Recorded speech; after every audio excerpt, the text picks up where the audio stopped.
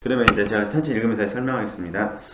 그러나 영적인 의미로 이해되는 바 회개하는 사람이 처음으로 입을 맞추어야 하는 하나님의 영적인 발에 대한 말은 생략하겠습니다. 여러분이 탐구심이 많기 때문에 무엇이든지 자세히 조사하지 않고 지나치는 것을 허락하지 않으려 한다는 것을 나는 잘 알고 있습니다. 그래서 이제 성경 말씀 속에서 발의 입맞춤에 대해서 성경 말씀을 쭉 설명을 해놨습니다. 그래서 뭐 제가 읽지는 않고 쭉 내려와서요. 이 두 발 중 하나는 자비. 지난주에 잠깐 제가 말씀드렸잖아요. 하나는 자비의 발이고 또 하나는 무슨 발이었습니까? 심판의 발이다. 이렇게 말씀을 드렸잖아요.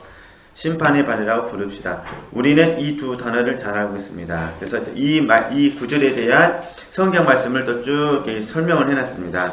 그리고 이제 7번 보면은 그러므로 보이지 않는 임마누엘이신 분이 신생의 머리에 적절히 연합되어 통제되는 이 두 발을 가지고서 여인에게서 태어나서 율법 아래 놓이시며 이제 예수님이 하신 거잖아요. 땅 위에 나타나 사람들과 함께 어울리셨습니다.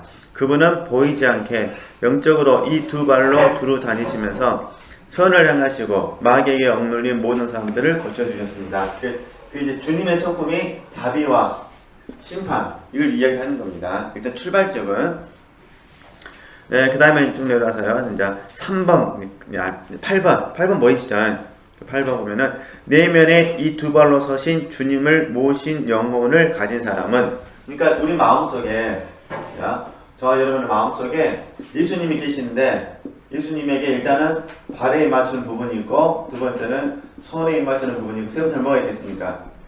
입술에 맞추는 부분이 있지 않겠습니까?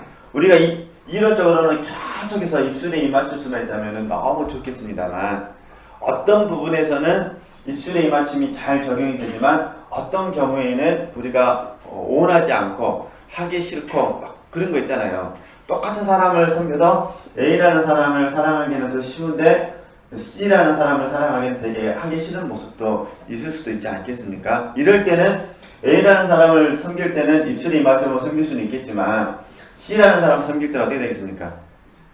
당연히 이제 1번으로 가겠죠. 자비와 심판에 대한 주저하는 마음으로 섬기지 않겠습니까? 그걸 지금 설명하는 겁니다. 그래서 그런 사람을 식별할 수 있는 두 가지 표식이 있는데 그런 사람에게는 이 두 가지 거룩한 발자국이 찍힐 수밖에 없다는 겁니다. 우리가 마음속에서 그게 인식이 된다는 거예요. 그게 하나가 뭐냐면 두려움이고 하나는요 심판이죠. 아니 희망이죠. 희망. 그러니까 자비는 희망으로 갈 테고 그렇지 않겠습니까? 다시 두려움과 희망이니까 그 다음에 심판은 뭐로 가겠습니까? 두려움으로 가겠죠. 그러니까 이건 우리의 마음의 자세를 나타내는 겁니다. 그러니까 우리가 발에 맞춘다는 것은 주님에 대해서든 주님의 사람에 대해서든 간에 어찌됐든 우리가 희망으로 대하느냐 자비로 대하느냐 아니면요 심판, 두려움으로 대하느냐가 있는 거죠. 이게 나는 주님을 고백할 때 이 C라는 사건은 아니면 A라는 사건을 향하는 내가 이 상황 속에서 이 사건 속에서 주님을 고백해 드릴 때 나는 지금 자비의 주님을 고백해 드리는지 아니면 심판의 주님에 대해서 고백해 드리는지 보는 거죠. 그게 이제 반응이 뭐냐? 희망으로 나타나느냐 아니면 뭘로 나타나느냐? 두려움으로 나타나느냐. 이건 마음의 자세를 나타내는 거거든요. 좀 더 보면 설명하겠습니다. 희망을 좀 어려우면 소망으로 바꾸셔도 되니까 상관없습니다. 두려움은 심판의 발자국을 나타내고 희망은 자비의 발자국을 나타냅니다. 주님은 자기를 두려워하는 사람들과 인자하심을 바라는 사람들을 기뻐하십니다. 이는 여호와를 경외하는 것이 지혜의 근본이요 희망은 지혜의 성장이기 때문입니다. 지혜의 완성은 사랑입니다. 이것이 사실하면 두 발에 향하는 이 첫 입맞춤의 열매는 결코 작은 것이 아닙니다. 대단한 거다. 제가 조금 전에 말씀드렸잖아요. 발에서 손으로 가는데 최소한 1년 이상 걸린다니까요. 전에도 제가 말씀을 드렸지만요. 이 버나드식 교육 방법은 굉장히 독합니다. 일단은 모든 사람들을 불러다 놓고 1년간 훈련을 시킵니다. 초스피드 훈련을 시키는 거죠. 그래서 적응 못한 사람은 전부 다 탈락, 다치고 돌려보내요. 그 다음에 남은 사람도 어떻게 하는 거예요? 1년간 또 집중적으로 교육시키죠. 그 다음에 적응 못한 사람 또 탈락. 이게 우리 시험 하면 1년 공부하고 수료식 하잖아요. 그럼 수료식이 하고 나서 우르르 떨어지지 않습니까? 수료야? 그러다가 또 좀 지나면 이렇게 하잖아요. 그 다음에 이제 마지막에 남는 사람은 이제 가락에 또 안 갈 사람들이죠. 그런 분들은 개척해서 자기가 리더가 돼가지고 똑같은 교육 방법을 적용하는 거죠. 이게 굉장히 독한 분들이에요. 그런데 이걸 우리가 1분 만에 끝낸다 이건 이해가 안 되는 거잖아요. 실질적으로 내가 동일한 방법으로 적용해 갈 때 이게 얼마나 소중한지. 그래서 여기서 하는 부분은 이 첫 번째 입맞춤의 열매는 결코 작은 것이 아니라는 거죠. 그런데 이제 문제는 뭐냐면 이 두 발 중에 어느 발도 소홀히 다루어서는 안 된다는 겁니다. 균형을 잡아야 되는 균형을. 예를 들어서 우리가 자신의 죄로 인해 심판을 두려워하면서 깊이 슬퍼한다면 진리의 발자국과 심판의 발자국에 입술을 뭐라는 거죠? 된 것이라는 거죠. 그러니까 결국 진리의 발자국이라는 자비잖아요. 자비. 지혜가 우리가 마음속에 지혜에 대한 깨달음이 있을 때마다 자비하신 주님께 호소하는 거잖아요. 그런다고 해서 자비하신 주님이 내 모습에 대해 용서해 주셨다고 해서 심판이 없는 건 아닙니다. 왜냐하면 심판은 선악간에 하는 겁니다. 그래서 주님께서 굉장히 무서운 말인데 마태복음 말씀에 무익한 말로 인하여 너희가 심판을 받을 것이다 이렇게 말하죠. 근데 이제 우리 편에서는 지옥에까지 안 가지 않냐 그런 문제가 아니기 때문에 우리 자비 안에서 감사를 하는 거죠. 이런 경우에는 내가 마음속에서 주님의 발을 지금 뭐하고 있는 거다? 입 맞추고 있는 것이다. 그것을 상징적으로 나타낸다 그 말입니다. 네. 그 다음에 좀 보면요. 그러나 만약 하나님의 선하심과 제사함의 소망을 생각하면서 그 두려움과 슬픔을 진정시킨다면 우리 자신이 그분의 자비의 발을 껴안았다는 것을 깨달을 것입니다. 두 발 중에서 한쪽 발에만 입을 맞추는 것은 적절하지 못합니다. 심판만 생각하는 사람은 낙심의 구덩이에 빠질 것이며 하나님의 자비에 빌붙는 사람은 유해한 안정감을 낳게 될 것입니다. 어떤지 아시죠? 우리는 자비와 심판을 어떻게 생각하죠? 모두 붙잡아야 돼요. 그래서 좀 심판이 좀 동의가 잘 안 되시면은 공의, 자비는 사랑 이렇게 이해하시면 돼요. 같은 의미니까. 물론 이제 말은 같은데 또 선의 입맞춤에 가서는 또 의미가 더 깊어지겠죠. 그러잖아요. 입술의 입맞춤도 더 의미가 깊어지지 않겠습니까? 그렇듯이 어찌됐든 지금 우리가 지금 우리 편에서는 이미 훈련을 오랫동안 받았기 때문에 제가 이제 좀 적용점에서 말씀을 드리는 거고 이거는 권하드가 말하는 건 아니잖아요. 그러나 이제 우리 식대로 적용한다면 내가 A라는 사람을 대하든 C라는 사람을 대하든 우리는 이 맞춤을 적용을 해야 된다는 겁니다. 왜냐하면 잘 아시는 것처럼 수호자에게 한 것이 결국 누구에게 한 것입니까? 주님에게 한 것이잖아요. 그러잖아요. 그러니까 내가 A라는 사람에게 행동하든 B라는 사람에게 행동하든 이 어떤 행동에 대한 반응이 내 마음속에 있다는 겁니다. 그 반응에 대해서 내가 주님의 자비하심을 느끼든 주님의 공의 안에서 심판을 느끼든 어떤 부분이 있다는 거예요. 그럴 때 얼른 우리 주님이 양 발을 입맞춰야 된다는 거죠. 한쪽에 치우치면 안 된다는 거예요. 너무 자비적으로 가게 되면 여기 쓰였잖아요. 유해한, 위험한 안정감을 낳는 거죠. 그죠? 마치 이제 애들이 아빠나 엄마가 너무 좋으면 생활이 무너지죠. 우리 엄마 아빠는 너무너무 좋으니까 그래서 자유, 방종으로 가지 않겠습니까? 그런 경우는 뭐가 있어야 되죠? 심판이 있어야 되잖아요. 근데 자비를 모르고 심판만 너무 좋아하면 하나님을 바라볼 때 두려워하잖아요. 이게 문제잖아요. 그래서 이 균형을 이뤄야 된다. 그 말씀을 드리는 겁니다. 그 다음에 9번 말씀을 보면 9번 나는 책으로는 109페이지고 강의안으로는 몇 쪽이죠? 그 책으로는 29쪽. 네, 참고하셔서 9번 나는 이따금 인자하신 주님의 사랑이 허락하시는 한도 내에서 그분의 발치에 앉아서 이제 막달라 마리아잖아요. 마음으로 그분의 두 발을 교대로 포옹하는 특권을 누리곤 했습니다. 그죠?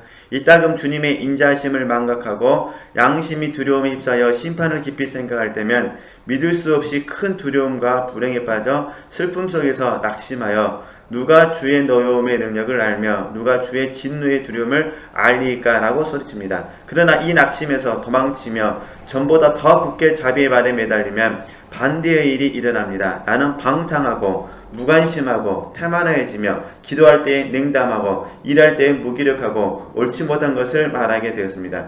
읽기만 해도 아시겠죠? 어떤 의미인지. 그리고 나의 내면은 나의 행위만큼 꾸준하지 못했습니다. 주님, 나는 당신의 심판이나 자비 중 하나가 아니라 심판과 자비를 찬송하겠습니다. 내가 주의 법도들을 영원히 잊지 아니하오며 나그네 된 집에서 주의 자비와 심판이 내 노래의 주제가 될 것입니다. 그리하여 마침내 자비가 심판을 이기는 날 나의 불행이 그칠 것이며 내 마음은 잠잠하지 않고 주님을 찬양할 것입니다. 그리하여 슬픔이 사라질 것입니다. 어쨌든 저 여러분은 주님의 양발을 붙잡으셔야 된다는 거 마음속에서 잘 이해해 주셨으면 좋겠습니다. 자비, 심판. 그래서 제가 여러 번 말씀을 드렸지만은 실제적으로 수도사들이 생각했던 영혼의 적은 뭐냐면 게으름이었습니다. 게으름.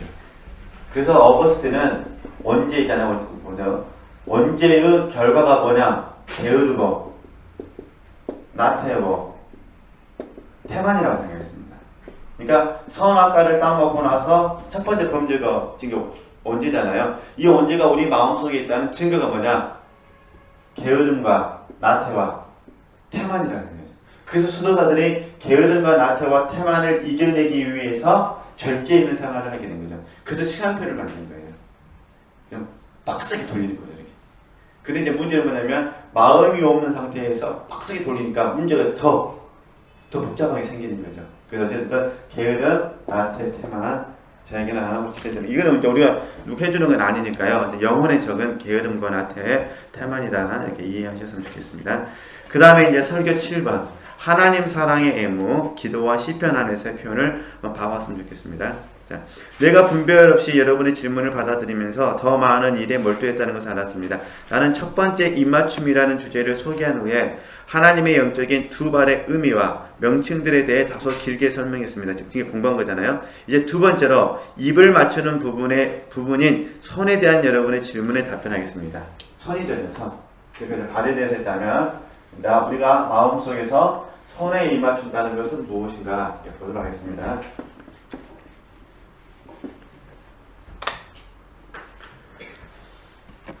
나는 한 손만이 아니라 두 손 모두에 대해 각기 특별한 명칭하에 설명합니다. 양손입니다. 한쪽 손은 후히 베풀기 때문에 관대함이라 부르고 또 나머지 한쪽 손은 자신이 베풀어주는 모든 것을 강력하게 보호하시기 때문에 뭐라고 부르는 거죠? 인내라고 부르겠다는 거죠. 한쪽에서는 관대함으로 부르고 한쪽에서는요.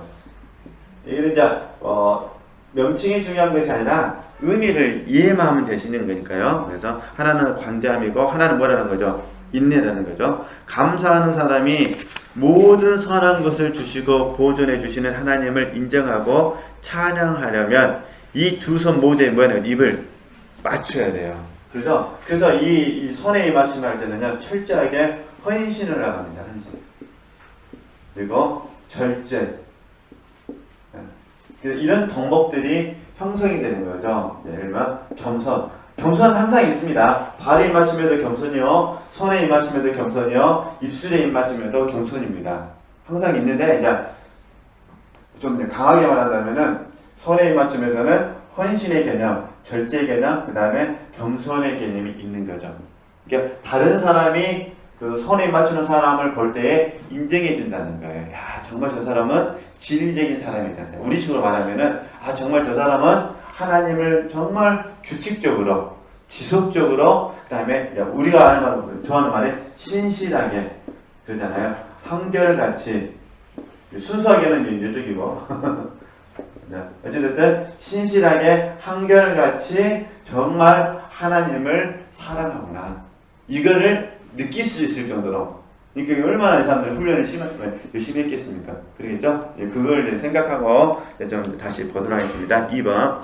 이 두 가지 입맞춤에 대해서는 충분히 이야기했다고 생각하므로 이제는 세 번째 입맞춤에 대해 이야기하렵니다. 자, 2번 보겠습니다. 여자는 내게 입맞추기를 원하니 라고 말했습니다. 그런데 이 여자는 누구입니까? 신부입니다. 왜 신부입니까? 왜냐하면 그녀는 하나님을 사모하는 영혼이기 때문에 그렇습니다. 입술의 맞춤은 여기서 영혼이라고 그러잖아요. 다시 한번 봐보실래요? 왜냐하면 그녀는 하나님을 사모하는 뭐라는 거죠? 영혼이라는 거예요. 본질적으로는 이제 주로 이 아가서 같은 경우는 교회와 예수님의 그 본질적인 그 사랑의 관계를 묘사했다라고 말하는데, 이 교회를 좁게 설명하면은 각 개개인의 영혼입니다. 이 영혼과 신랑이신 주님과의 사랑을 이렇게 표현하는 거라고 이해하시면 좋겠습니다. 예, 같은 말입니다. 네. 신부의 특징들을 설명하기 위해서 사람들 간의 다양한 감정적 관계에 대해 간단히 이야기하겠습니다. 주인을 대하는 종의 태도를 잘 봐보시죠. 주인을 대하는 종의 태도를 좌우하는 요인은 두려움이요. 그러니까 그 접근 방법이 다르다는 거죠. 주인과 종은 두려움이 있다는 거죠. 근로자와 고용주는 이익이고, 그러겠죠. 학생은 교사에게 집중하고, 아들은 아버지를 존경하잖아요. 그러나 입맞춤을 요구하는 여인은 뭐라는 거죠? 연인이라는 거예요. 그러니까 제가 전에도 여기 말씀드렸잖아요. 탕자와 아버지와의 관계는 아가서에서 말하는 개념이 아니라는 거예요. 이 사랑은 같잖아요. 그죠? 사랑이라는 단어는 같은데, 아들과 아버지로서의 사랑이, 이거는 탕자 아버지는 아들과 아버지로서 사랑을 나타내는 거잖아요. 근데 지금 아가서는 같은 사랑인데요, 관계성은요, 연인의 개념이라는 거죠. 그러니까 아가서를 이해하기 위해서는 연인이라는 입장에서 이 책을 봐야 돼요. 좀 질문을 하셨죠? 그래야만 이게 이제 의미가 더 쉽게 와 닿게 되는 거죠. 네, 그 다음에 좀 더 보면서 설명하겠습니다. 인간이 타고난 본성적인 재능 중에서 으뜸이 되는 것은 사랑입니다. 특히 근원이 되시는 하나님을 향할 때 그러합니다. 말씀과 영혼 사이에 애정의 감미로운 교류를 구현하는데 가장 감미로운 단어는 신랑과 뭐라는 거죠? 신부입니다. 가장 달콤하다. 신랑과 신부 사이에서는 분열을 초래하는 것이 없고 이기적으로 감추는 것이 없이 모든 것이 동등하게 공유됩니다. 신랑과 신부는 동일한 유산, 동일한 식탁, 동일한 집, 동일한 침실을 소유합니다. 두 사람은 한 몸입니다. 이러므로 남자가 부모를 떠나 그 아내와 합하여 둘이 한 몸을 이루지라. 신부에게는 자기 백성과 아버지의 집을 잊어버려야 신랑이 그녀의 아름다움을 사모하게 된다는 명령이 주어집니다. 그러므로 사랑의 관계가 신랑과 신부의 특별하고 탁월한 특징이라면 하나님을 사랑하는 영혼을 신부라고 부르는 것이 부당하지 않을 것입니다. 여기까지 이해되시겠죠? 어려운 건 아니니까. 입맞춤을 요구하는 여인은 사랑에 빠져 있습니다. 그녀가 요구하는 것은 자유도 아니고, 그러니까 주인과 종의 개념에서 자유도 아니고, 고용주와 피고용주 사이의 상도 아니고, 이익도 아니고, 뭐죠? 유산, 자녀의 문제도 아니고, 지식도 아니고, 어디 뭘 원한다는 거죠? 입맞춤을, 사랑을 한다는 거죠. 그것은 순결한 신부, 곧 완전히 숨길 수 없는 열정을 가진 사랑을 내뿜는 신부의 요청입니다. 그녀가 얼마나 갑작스럽게 말을 시작하는지 주목하십시오. 그녀는 위대한 사람의 큰 호의를 요청하려 하면서 다른 사람들처럼 유혹하는 술책에 의지하지 않습니다. 그녀는 바라는 상을 얻기 위해서 교활하게 유혹하거나 아양을 떨지 않습니다. 환심을 얻기 위한 시도도 없습니다. 그녀는 마음이 벅차서 무의식적으로 거의 뻔뻔스러울 정도로 내게 입맞추기를 원하니 라고 말합니다. 이것은 그녀가 하늘에서는 주 외에 누가 내게 있으리요 땅에서는 주밖에 내게 사모하는 이가 없나이라고 말해야 한다는 것을 지적해 주는 듯 하지 않습니까? 근데 이게 4단계 사랑입니다. 하나님을 위하여 누굴 사랑한 거죠? 나를 사랑하는 4단계 사랑에 있는 이 관계를 입술의 입맞춤으로 지금 설명을 하고 있습니다. 그러니까 일단은 다시 마음의 문제라고 했습니다. 우리 마음속에서 내가 발에 입맞출 거냐, 아니면요 손에 입맞출 거냐, 아니면요 입술에 입맞출 거냐, 그 마음속에서 일어나는 경험을 지금 이미지를 써서 설명하는 거죠. 내 마음속에서 자비와 두려움이, 심판에 대한 부분이 나를 다스리고 있다면 나는 지금 뭐라고, 나는 지금 발에 입맞추는 것이고, 그죠? 관대함과 인내로서 주님을 바라보고 있다면 그분의 손에 입맞추는 것이요. 사랑에 사로잡혀서 그분을 바라보고 있다면 그 뭐라고 이거는 입술에 입맞추겠다는 것이죠. 이거 지체들께서 기도하실 때 한번 보셨으면 좋겠어요. 나는 어떤 마음으로 기도하는가. 어떤 분들 기도할 때 주여 나를 용서하여 주시옵소서. 시작부터 시작해서 용서, 끝날 때까지 용서. 이런 분들 지금 뭘 하는지 지금 발에 맞추고 계시는 거고, 그러죠? 주여 이 목숨 바쳐 헌신하겠습니다. 이러신 분들은 지금 손에 맞추는 것이고요. 난 당신만을 사랑합니다. 당신만을 바라보고 있습니다. 당신만으로 충분하겠습니다. 지금 어디 입술을 맞추고 계시는 거죠? 입술에.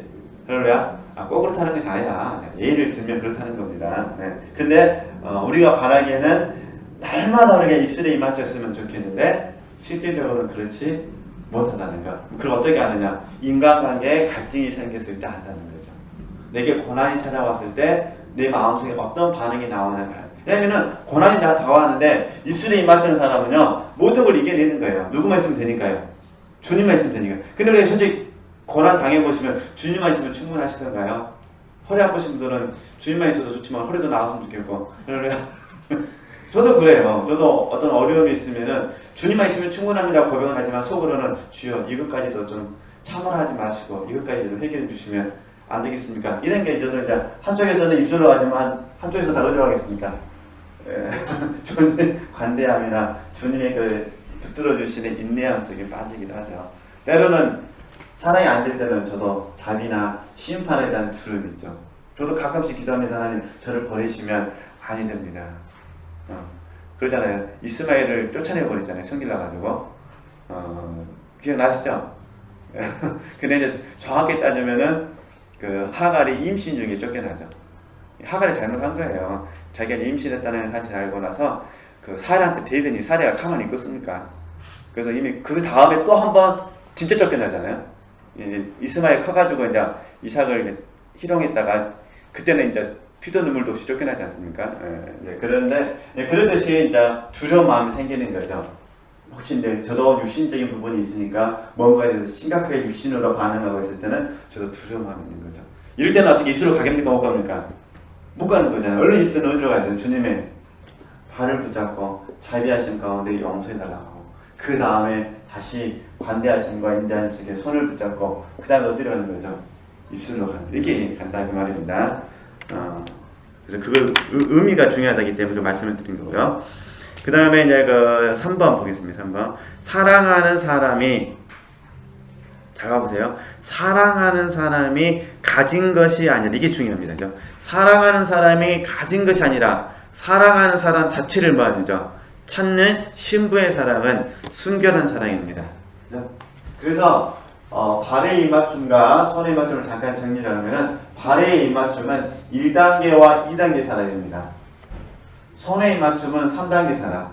그죠? 여기가 이제 좀 1단계 사랑, 2단계 사랑. 손의 입맞춤은 3단계 사랑, 입술의 입맞춤은요 4단계. 그래서 손의 입맞춤이 대단한 거예요. 하나님을 위하여 하나님을 사랑하는 거예요. 그죠? 그런데 1, 2단계에서 뭐 하냐면은 하나님의 어떤 것도 좋고 그 다음에 하나님도 좋고 이게 1, 2단계 사랑이잖아요. 그 다음에 이제 3단계 사랑은요 하나님이 하나님의 어떤 것보다 더 좋은 거죠.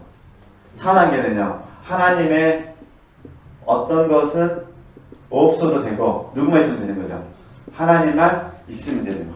하나님만 사모하니까 이렇게 가는 거죠. 그죠? 그러니까 근데 지금 여기서 말하는 것은 사랑하는 사람이 가진 것이 아니라 사랑하는 사람 자체를 찾는 게 바로 신부의 사랑은 순결한 사랑. 그래서 4단계가 입술의 입맞춤을 이야기하는 겁니다. 이런 부분들을 좀 이해하시고 그 글을 읽게 되면은 단순한 말인 것 같지만은 굉장히 우리에게 우리 자신을 내면을 이렇게 빛비춤을 통해서 성취하는데 큰 도움이 됩니다. 그렇잖아요. 우리는 하나님이 어떤 것이 아니라 하나님을 더 사랑해야 되죠. 더 나아가서는 하나님이 어떤 것이 없어도 누구만 있었으면 좋겠습니까? 하나님만 있었으면 좋겠습니다. 이 고백이라는 거. 네. 도저히 질문이 있으면 질문하셔도 됩니다. 그것은 네네. 네. 제가 옛날에도 그런 생각을 많이 했거든요.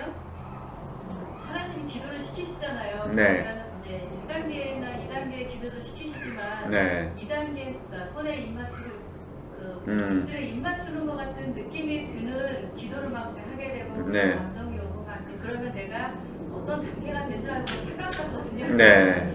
착각을 하는데 근데 거기서 이제 자아도 발견하고 네. 되고 하면서 많이 빠져나왔어요. 네. 근데 이제 중요한 거는 그렇게 빠져나오는 단계에서 되게 힘들었거든요. 네. 힘들었는데 그런 사람들을 또 이제 도와주려고 이렇게 하다 보니까 그 도와주는 것들이 쉽지가 않더라고요. 네, 맞아요.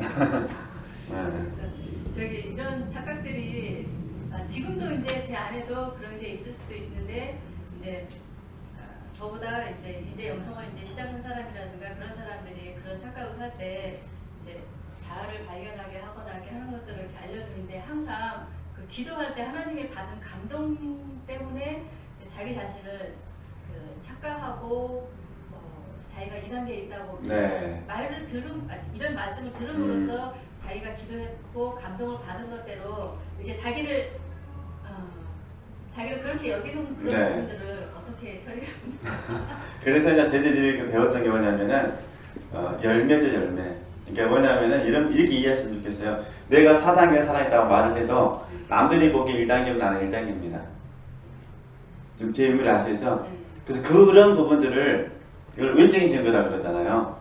그러니까 내적인 증거야 나와 하나님의 관계니까 그 문제가 있지만, 그러나 우리는 이제 내적인 증거도 중요하지만 진짜 중요한 거는 외적인 증거죠.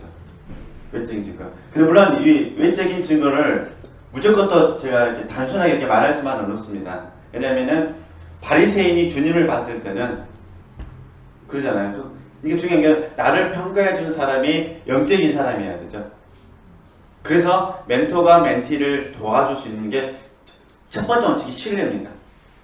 신뢰가 형성되지 않으면은 멘토는 절대 멘티를 도와줄 수가 없습니다. 그러잖아요. 왜냐면은 신뢰하지 않는 사람이 나에게 충고해 주면은 다 경험해 보셔서 아시잖아요. 아무리 의인이 나를 칠지라도 속이 좋으시던가요? 아니죠. 그 앞에서는 네 하고 나오지만 뒤돌아 순간부터 뭐 하면 될까요? 그냥 반발이 일어나잖아요. 그래서 그런 부분에서는 이제 혹시 멘토를 신뢰하신다면은 멘토는 열매를 보는 겁니다. 그러니까 이런 부분에 있어서 좀 권면을 받아주시는 그런 부분을 좀 했으면 좋겠고요. 그 다음에 이제 좀 그런 과도기이 있는데요. 나중에 하나님께서 확실히 저어버리십니다. 하나님께서 한순간에 그냥 확실히 저으셔가지고 아무것도 아니라는 것을 그냥 싹 적나라하게 보여주세요. 그리고 그러면서 이제 그러면서 올라갔던 마음을 다시 어떻게 하면 다시 내려갑니다.